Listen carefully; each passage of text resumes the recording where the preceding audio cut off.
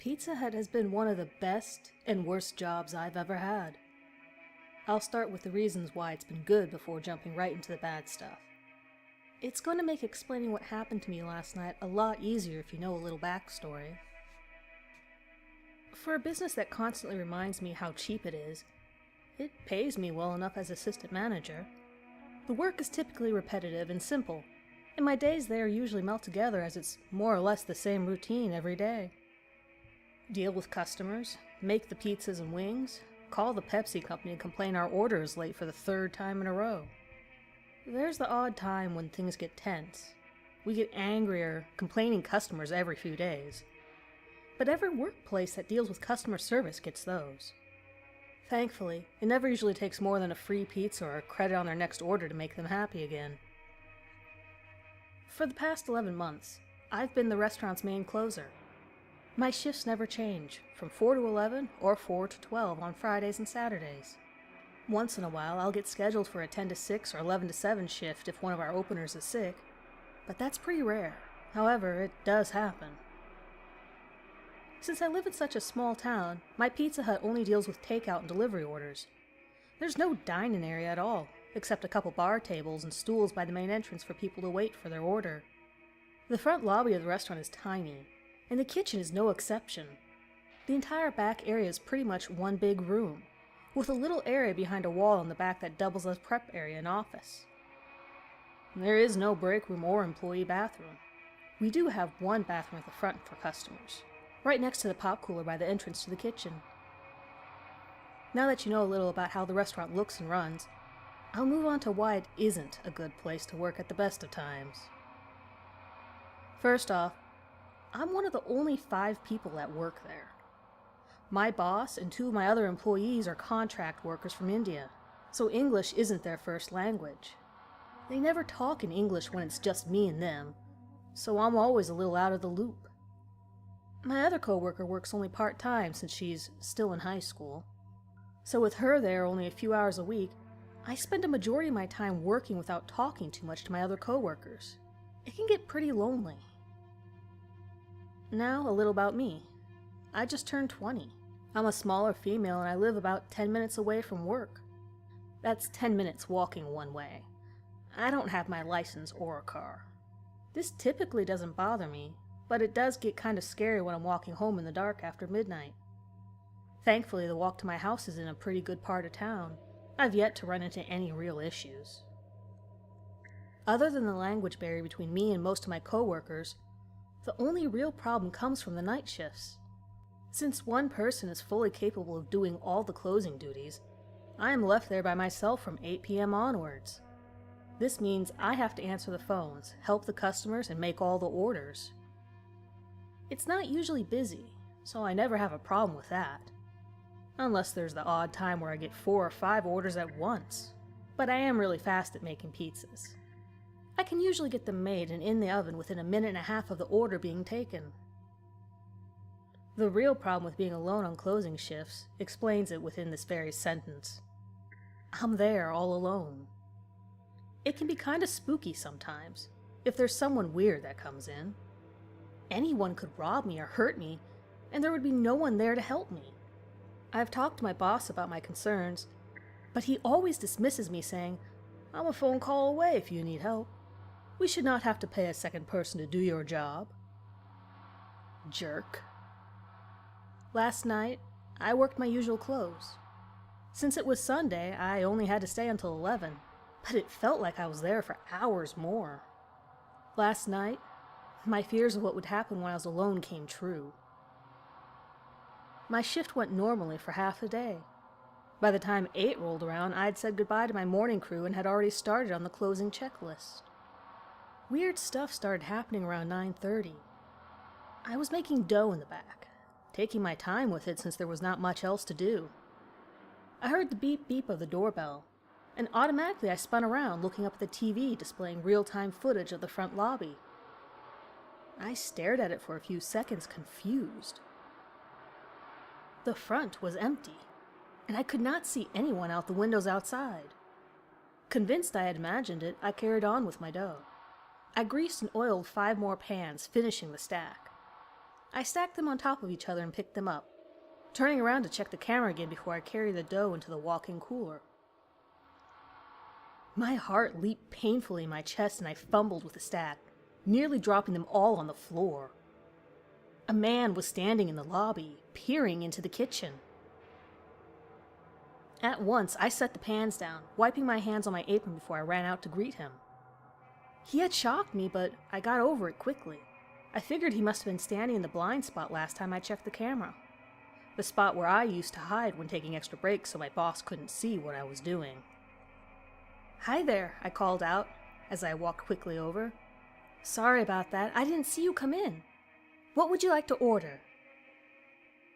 "I didn't see you come in." The man repeated my words. "I didn't see you come in." I stood still for a second, not knowing what to say. I was getting a really bad vibe from this guy, and as he spoke, it got worse. I tried to ignore it, convincing myself with little success that I was being silly. The man looked average enough, despite being very dirty. He was very tall and looked older than my dad, but he was dressed strangely. He was wearing a shiny light blue dress shirt, tucked into gray-stained sweatpants. His sweatpants were tucked into his socks, his hair was greasy and combed to the side.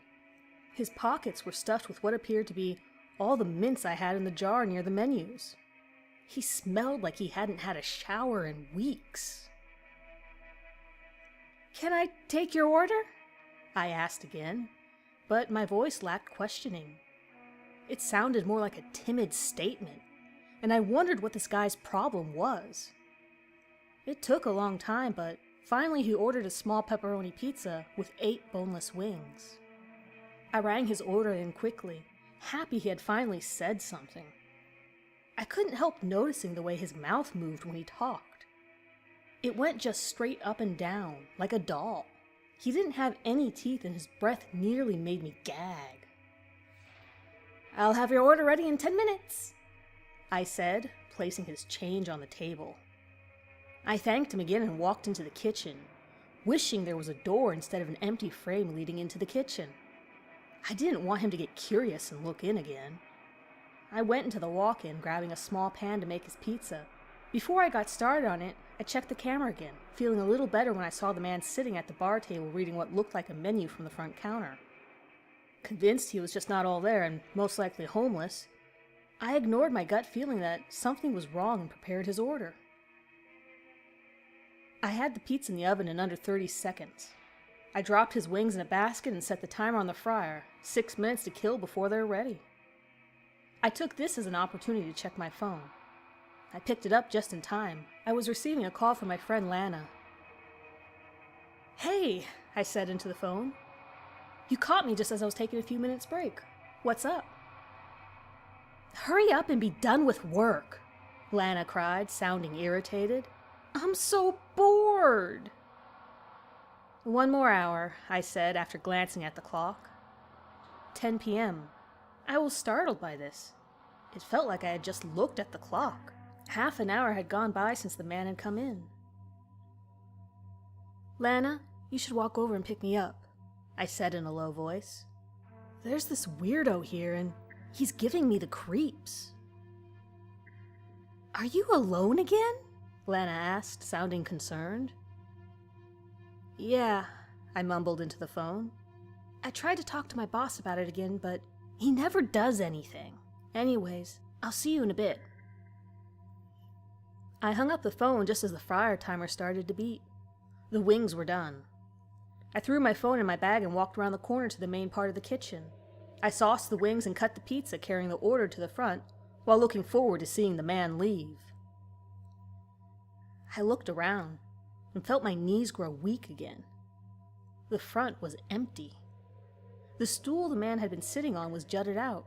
The menu he was reading was on the ground. This completely freaked me out. I hadn't heard the doorbell, so he couldn't have left. My eyes drifted over to the bathroom door. The handle's button was horizontal, meaning it was locked from the inside. This made me feel a little better. He was just in the bathroom. There's nothing wrong with that.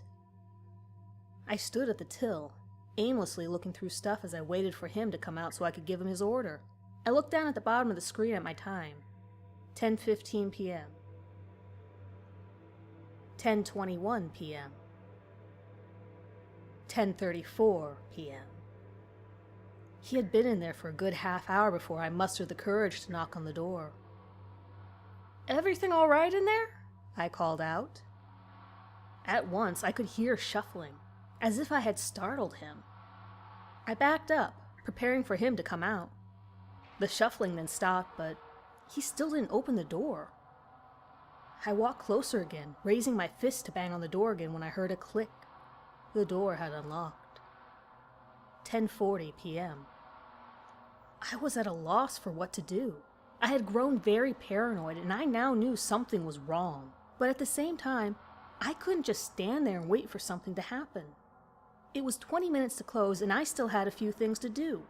I braced myself to open the door and deal with it when I heard him whispering. "One more hour. 1 more hour. Lana." I jumped back like I'd been burned. He was recycling my words again from earlier on when I was on the phone. But I was in the back of the kitchen behind the wall. There's no way he could have heard me, unless he had crept back there and listened in. I backed away from the door and grabbed the phone, dialing my boss's numbers. My hands shook as I struggled to press the buttons. Bright lights suddenly distracted me, and I looked up to see a car pulling into the parking lot. I thanked my lucky stars as 2 people got out and walked towards the restaurant, holding hands. However, seconds before they could open the door, the bathroom door creaked open. My heart pounded as I looked over, not sure what I should prepare myself to see. The man looked the same as before, except covered in sweat, and he was panting like a dog. His hair was sticking up everywhere, like he was pulling on it. The couple walked in, looking curiously at the giant menu a few feet over my head. As I turned to look at them, the man suddenly leaped forward, making me scream and jump back. But he didn't touch me. He grabbed his order sitting on the counter and then bolted out. And I mean bolted. He ran like someone was trying to kill him, across the highway and into the neighborhood beyond. The relief I felt when he was finally gone was explainable. I was nearly laughing when I took the customer's order, so dizzy I could hardly keep it together. I rang in what they wanted and raced to the back to prepare my last order of the night. 10:52 p.m. With the customers in the front, I felt comfortable enough to look out the windows and make sure the man had not returned. It was dark, but I could see enough, and after a good few minutes of checking things out, I decided it was safe to say he was gone for good. I was also starting to wonder where Lana was, and hoped she hadn't run into the creep. 10:57 p.m. I brought out the customer's order and they thanked me, leaving me no tip, but I wasn't expecting one after they saw me scream as the man grabbed his order. As soon as they drove away, I turned off the open sign and raced to the back to grab my things. I put my jacket on and went to the back area to turn off the computer system, realizing I forgot to check the bathroom to make sure the man hadn't done anything weird in there. I dismissed the thought. I wasn't going to spend any more time here than absolutely needed. I'd had enough for today. The computer made a few beeping sounds as the entire system shut down, and the light above me went out like it's supposed to. The only thing on now was the security camera, and I glanced up at it hoping to see Lana walking over. Something bothered me about what I saw. The front was empty and dark, but I could still see the shapes and shadows of things. There was no one inside but me. I used the master switchboard next to the computer to turn the front light on, and I nearly had a heart attack. The man was standing outside the door, not moving, and staring in through the glass. It's hard for me to remember everything that happened next. All I can recall is running into the walk-in cooler and locking myself in as I called the police from my cell phone. I remember crying as I tried to recall to them what exactly had happened. They drove me home and promised to keep a lookout for him, but that doesn't make me feel much better. I felt like they didn't entirely believe me, but I was sort of expecting that. I went to work early the next morning, still terribly paranoid, even though it was the middle of the day with lots of people around. I was going to tell my boss I couldn't work nights anymore, starting now. There's no way I'd put myself through that again. I opened the door, and my coworker gave me a grim look, looking not at all pleased as he motioned for me to look over at the bathroom door. It was covered in caution tape, with a giant sign that read, "Out of order." I asked everyone I worked with what happened in there, but no one gave me a straight answer. I'll never know how to fully explain what happened last night. I feel somewhat safe knowing I won't have to work alone ever again, but one thing has been bothering me since it happened. Lana walked here to pick me up, and that man was outside. I've been calling her all day. Each time it goes to voicemail.